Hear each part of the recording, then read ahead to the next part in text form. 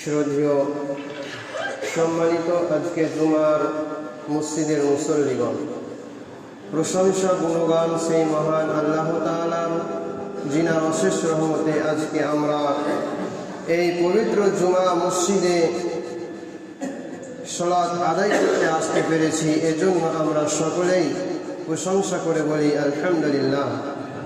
গতবার আমাদের নবী, বিশ্বনবী, বিশ্বনেতা, রহমাতুল লিল আলামিন, যিনি মানুষকে শিরক থেকে মুক্ত করে তাওহীদবাদী তথা অন্ধকার থেকে আলোর দিকে ফিরিয়ে এনেছেন, সেই মহামানবের প্রতি শতকোটি দুরূদ ও সালাম বর্ষিত হোক। আল্লাহুম্মা আমিন।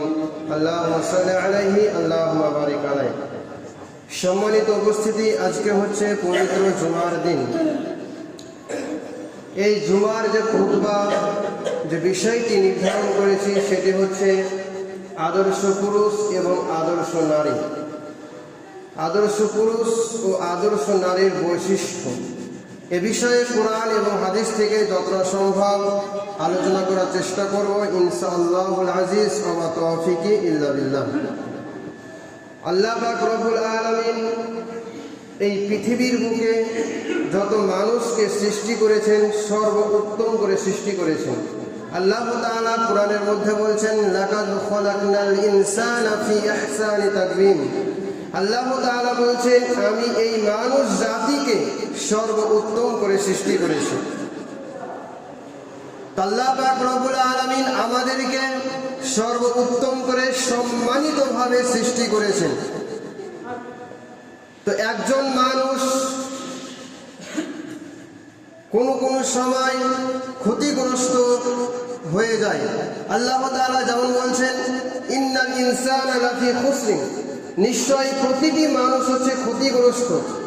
আল্লাহ তাআলা এক জায়গায় বলছেন মানুষকে আমি উত্তম করে সৃষ্টি করেছি, আর অন্য জায়গাতে আল্লাহ তাআলা বলছেন এই মানুষ জাতি ক্ষতির মধ্যে রয়েছে, পথভ্রষ্টের মধ্যে রয়েছে। কেন? আল্লাহ তাআলা বলছেন উত্তম হতে হলে এই ক্ষতি থেকে, এই পথভ্রষ্ট থেকে বাঁচতে হলে আদর্শ পুরুষ এবং আদর্শ নারী হতে হবে। আদর্শ পুরুষ এবং আদর্শ নারী একমাত্র উত্তম জাতি হতে পারে। তো আদর্শ নারী এবং আদর্শ পুরুষ, এই পৃথিবীতে শান্তি ফিরিয়ে আনতে হলে, সমাজের মধ্যে সুখ শান্তি আনতে হলে, পরিবারের মধ্যে আদর্শ পরিবার তৈরি করতে হলে, সমাজ থেকে অন্যায় কাজ দূর করতে হলে প্রতিটি মানুষকে আদর্শ পুরুষ এবং আদর্শ নারী হতে হবে। আল্লাহ পাক রব্বুল আলামিন সূরা আহজাবের 35 এবং 36 নম্বর আয়াতে আদর্শ পুরুষ এবং আদর্শ নারীর কিছু বৈশিষ্ট্য, কিছু গুণাবলী বিষয়ে আলোচনা করেছেন। তার মধ্যে 1 নম্বর, মুসলিম হতে হবে। প্রতিটি মানুষকে, যেই মানুষটি, যেই পুরুষটি, যেই মহিলাটি আদর্শ পুরুষ এবং আদর্শ নারী হতে হলে সেই ব্যক্তিকে মুসলিম হতে হবে। মুসলিম ছাড়া কোনোদিন একজন মানুষ, একজন পুরুষ, একজন নারী আদর্শ পুরুষ এবং আদর্শ নারী হতে পারবে না। ইসলাম একমাত্র মানুষকে সঠিক পথ দেখায়। ইসলাম একজন মানুষকে আদর্শ পুরুষ তৈরি করে।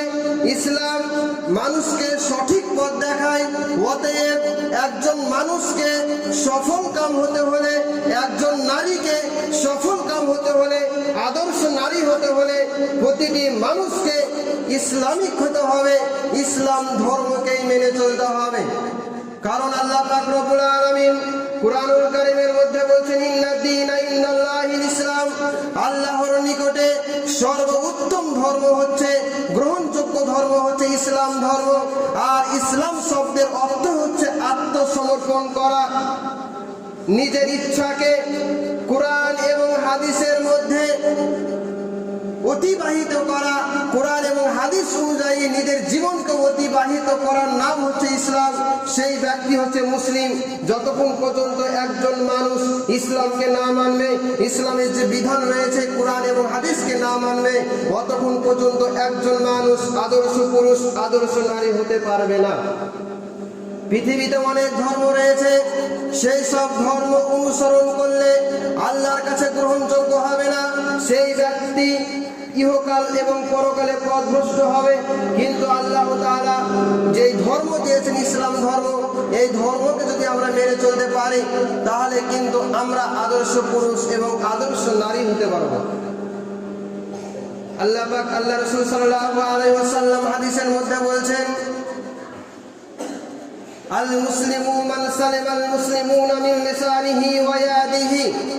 পরিপূর্ণ ওই ব্যক্তি মুসলিম, পরিপূর্ণ ওই মহিলা মুসলিম, একজন পুরুষ এবং একজন মহিলার হাত থেকে জবান থেকে অপর একজন মুসলমান, একজন নারী এবং পুরুষ নিরাপদ থাকে। সে ব্যক্তি হচ্ছে পরিপূর্ণ মুসলিম। আমরা সকলে মুসলমান, আমাদের দ্বারাই অন্য একজন মানুষকে কষ্ট দিতে পারি না।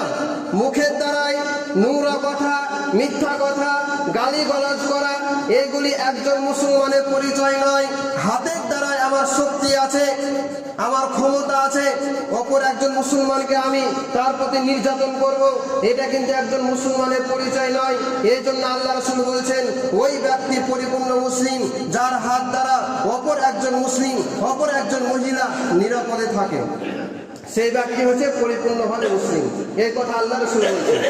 আর আল্লাহ রাসূল সাল্লাল্লাহু আলাইহি ওয়াসাল্লাম আরেক হাদিসে বলেছেন, মুসলিম তো ওই মহিলা, মুসলিম তো ওই পুরুষ যে নিজের জন্য যেটা কল্যাণকর মনে করবে, অপর মানুষের জন্য সেটাও কল্যাণকর মনে করবে।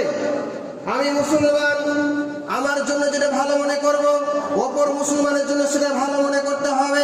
যদি মনে করি যে না, আমার ভালো হচ্ছে হোক, অপর মুসলমানের জন্য খারাপ হয়ে যায়, আমি ভালো থাকবো, আমি সুখে থাকবো পৃথিবীতে, আমি বেশি করে টাকা ইনকাম করব, অপর মুসলমান যেন আমার চাইতে বেশি ধনী না হতে পারে, আমার চাইতে বেশি সুখ শান্তিময় না হতে পারে, এরকম চিন্তা ভাবনা করা একজন আদর্শ নারী এবং আদর্শ পুরুষের বৈশিষ্ট্য নয়। আল্লাহ রাসূল সাল্লাল্লাহু আলাইহি ওয়াসাল্লাম বলেছেন, লা ইয়াদখুলুল জান্নাতা, ওই সব মহিলা, ওই সব পুরুষেরা জান্নাত যাবে না। কাতিউন, যারা সম্পর্ক ছিন্ন করে। সকলের সঙ্গে সম্পর্ক ঠিক রাখতে হবে, সকলের সঙ্গে মিলে মিশে থাকতে হবে, কারো প্রতি হিংসা করা চলবে না, কারো প্রতি অত্যাচার করা চলবে না, সকলকে নিয়ে একসঙ্গে একত্রিত ভাবে মহব্বতের সহিত ভালোবেসে থাকবে, এর নাম হচ্ছে মুসলমান। আর যারা সম্পর্ক ছিন্ন করবে, মানুষকে কষ্ট দেবে, মানুষের প্রতি অত্যাচার করবে, তারা কোনোদিন জান্নাত যাবে না। এই কথা আল্লাহ রাসূল বললেন। এটি হচ্ছে এক নম্বর। দ্বিতীয় নম্বরে বলছেন, আদর্শ পুরুষ এবং আদর্শ নারী হতে হলে মুমিন হতে হবে, ইমানদার হতে হবে। একজন ব্যক্তি যতক্ষণ পর্যন্ত মুমিন না হবে, ইমানদার না হবে, ততক্ষণ পর্যন্ত সেই ব্যক্তি, সেই মহিলা জান্নাতে যাবে না। ইমানদার মুমিন হতে হবে। আদর্শ পুরুষ এবং আদর্শ নারীর অন্যতম বৈশিষ্ট্য হচ্ছে ইমানদার এবং মুমিন হতে হবে। ইমানদার এবং মুমিন হতে হলে কিছু নিয়ম কানুন আছে, কিছু গুণ রয়েছে, সেই গুণগুলি, সেই বৈশিষ্ট্যগুলি আমাদের মধ্যে থাকতে হবে, তাহলে আমরা মুমিন হতে পারবো। আর মুমিন হলেই আমরা আদর্শ নারী, আদর্শ পুরুষ হতে পারবো। আল্লাহ পাক রব্বুল আলামিন কুরআনুল কারীমের মধ্যে বলছেন, ওয়াল মুমিনুনা ওয়াল মুমিনাত, মুমিন পুরুষ এবং মুমিন মহিলা, বাযুহুম আউলিয়াউ বাযিন, তারা হচ্ছে পরস্পর বন্ধুর মতন থাকবে। ইয়ামুরুনা বিল মারুফ, সৎ কাজের আদেশ করবে, ওয়া ইয়ানহাউনা আনিল মুনকার, খারাপ কাজের বাধা প্রদান করবে, ওয়া ইউকিমুস সালাতা, সালাত আদায় করবে, ওয়া ইউতুজ যাকাতা, যাকাত আদায় করবে, ওয়া ইউতিউল্লাহ ওয়া রাসূলাহু, আল্লাহ তার রাসূলের অনুসরণ করবে। উলাইকা সায়ারহামুহুমুল্লাহ, আল্লাহ ওই সব ব্যক্তিদের প্রতি রহম করবেন। ইন্নাল্লাহা আজিজুন হাকিম, নিশ্চয় আল্লাহ সম্মানীয় বিচারক। আল্লাহ পাক রব্বুল আলামিন এখানে কয়েকটি কথা বললেন, যদি এইগুলি তোমাদের মধ্যে থাকে তাহলে তোমরা মুমিন হতে পারবে। এক নম্বর, এক মুসলমান অপর মুসলমানের সঙ্গে সম্পর্ক ঠিক রাখতে হবে। দ্বিতীয় নম্বর, সালাত আদায় করতে হবে। 3 নম্বর, যাকাত দিতে হবে। 4 নম্বর, সৎ কাজের আদেশ করতে হবে। 5 নম্বর, অন্যায় কাজের বাধা প্রদান করতে হবে। আল্লাহ এবং আল্লাহ রাসূলের আনুগত্য করতে হবে, অনুসরণ করতে হবে। যদি এই জিনিসগুলি আমাদের মধ্যে থাকে তাহলে আমরা ঈমানদার হতে পারবো। আর ঈমানদার মুমিন হতে পারলে আমরা আদর্শ মানুষ, আদর্শ পুরুষ হতে পারবো। এই কথা আল্লাহ তাআলা বললেন। তারপরে আল্লাহ পাক রব্বুল আলামিন বলেছেন, আত্তাবিউনা, তওবাকারী হবে। যখনই কোনো অন্যায় কাজ হবে, যখনই কোনো খারাপ কাজ হবে, একজন মুসলমান কি করবে? তখনই আল্লাহর কাছে তওবা করবে, ইস্তেগফার করবে। আমরা পৃথিবীতে অনেক মানুষ বসবাস করছি, আমাদের মধ্যে অনেক রকম অন্যায় কাজ হয়, খারাপ কাজ হয়, আমরা করে থাকি। কেউ জেনে করে, কেউ না জেনে করে, কত রকম অন্যায় কাজ করছি আমরা। কিন্তু আল্লাহ পাক রব্বুল আলামিন বলছেন, একজন মুমিন ওই ব্যক্তি হবে, ওই মহিলা হবে, যখন তার দ্বারাই কোনো অন্যায় কাজ হবে তখন তওবা করবে, ইস্তেগফার করবে। আল্লাহ পাক রব্বুল আলামিন বলছেন, ইন্নাল্লাহা ইউহিব্বুত তাওয়াবিন, নিশ্চয় আল্লাহ তাআলা ভালোবাসেন যারা তওবা করে তাদেরকে। অতএব আমাদের ভুল অন্যায় হয়ে থাকে, আমাদেরকে তওবা ইস্তেগফার করতে হবে, তাহলে আল্লাহ তাআলা আমাদেরকে বেশি ভালোবাসবেন। অতএব একজন আদর্শ পুরুষ, আদর্শ নারীর বৈশিষ্ট্য হচ্ছে যখন কোনো অন্যায় কাজ হয়ে যাবে তখন আল্লাহর কাছে ক্ষমা চাইবে। আল্লাহ গো, এই কাজ আমার দ্বারা আর কোনোদিন হবে না, অন্যায় করে ফেলেছি, খারাপ কাজ করে ফেলেছি, আল্লাহ তুমি আমাদেরকে ক্ষমা করে দাও। এইরকম ভাবে আল্লাহর কাছে ক্ষমা চাইতে হবে, আল্লাহ অবশ্যই ক্ষমা করে দিবেন। দ্বিতীয় নম্বরে বলছেন, হামিদুনা, প্রশংসাকারী হবে। একজন মুমিন, একজন পুরুষ, একজন আদর্শ পুরুষ, আদর্শ নারীর বৈশিষ্ট্য হচ্ছে তারা প্রশংসা করবে আল্লাহ তাআলার। আল আবিদুনা, ইবাদত করবে আল্লাহ তাআলার। আল আমিরুনা বিল মারুফ, সৎ কাজের আদেশ করবে। ওয়ান নাহুনা আনিল মুনকার, খারাপ কাজের বাধা প্রদান করবে। আর রাকিউনা, রুকু করবে। আর সাজিদুনা, সিজদা করবে। এক কথায় যারা মুমিন হবে, যারা ঈমানদার হবে, যারা আদর্শ পুরুষ হবে, আদর্শ নারী হবে, তারা সর্ব অবস্থায় আল্লাহর ইবাদত বান্দেগি করবে। অন্যায় কাজ দেখলে বাধা প্রদান করবে, মানুষকে ভালো উপদেশ দিবে, খারাপ কাজের বাধা প্রদান করবে, 5 ওয়াক্ত সালাত আদায় করবে। এইগুলি হচ্ছে একজন মুমিনের পরিচয়। এই কথা আল্লাহ তাআলা বললেন। তারপরে আদর্শ পুরুষ এবং আদর্শ নারীর গুরুত্বপূর্ণ বিষয় সেটি হচ্ছে তারা লজ্জা স্থানের হেফাজত করবে। একজন আদর্শ পুরুষ, আদর্শ নারী, আদর্শ মহিলা কোনদিন অন্যায় কাজ, খারাপ কাজ করতে পারে না। আল্লাহ রাসূল সাল্লাল্লাহু আলাইহি ওয়াসাল্লাম বলছেন, আন আকসারি মা ইদখুলুন নাসাল জান্নাহ, কোন জিনিস বেশি মানুষকে জান্নাতের দিকে নিয়ে যাবে, কোন কাজ করলে বেশি মানুষকে জান্নাত নিয়ে যাবে? আল্লাহ রাসূল বলছেন, তাকওয়াল্লাহ ওয়া হুসনুল খুলক। 1 নম্বর হচ্ছে আল্লাহ ভীতি, আল্লাহর প্রতি ভরসা করতে হবে, আল্লাহকে ভয় করতে হবে, আল্লাহ যা বলেছেন সেগুলি মেনে চলতে হবে, উত্তম আদর্শের অধিকারী হতে হবে। আল্লাহ রাসূলের যেরকম চরিত্র ছিল, সাহাবাদের যেরকম চরিত্র ছিল, সেই রকম আদর্শ, সেই রকম চরিত্র আমাদের মধ্যে থাকতে হবে। যদি আমরা এই রকম চরিত্রবান হতে পারি, আল্লাহকে ভয় করতে পারি, তাহলে এই সব লোকেরা বেশি জান্নাতে যাবে। তারপরে আল্লাহ রাসূলকে জিজ্ঞাসা করা হলো, আন আকসারে মা ইদখুলুন নাসান নার, কোন জিনিস বেশি মানুষকে জাহান্নামের দিকে নিয়ে যাবে, কোন কাজগুলি করলে পারে মানুষ বেশি জাহান্নামে যাবে? আল্লাহ রাসূল বলছেন, আল ফাম্মু আল ফুরুজ, একটি হচ্ছে মুখ আর একটি হচ্ছে লজ্জা স্থান। মুখের মাধ্যমে মানুষ অনেক রকম মিথ্যা কথা বলে, মানুষকে আঘাত দিয়ে কথা বলে, মানুষকে গালি দেয়। যদি একজন মানুষ তার মুখের ভাষা খারাপ হয়, মানুষকে আঘাত দিয়ে কথা বলে, মিথ্যা কথা বলে, তাহলে সেই ব্যক্তিরাই বেশি জাহান্নামে যাবে।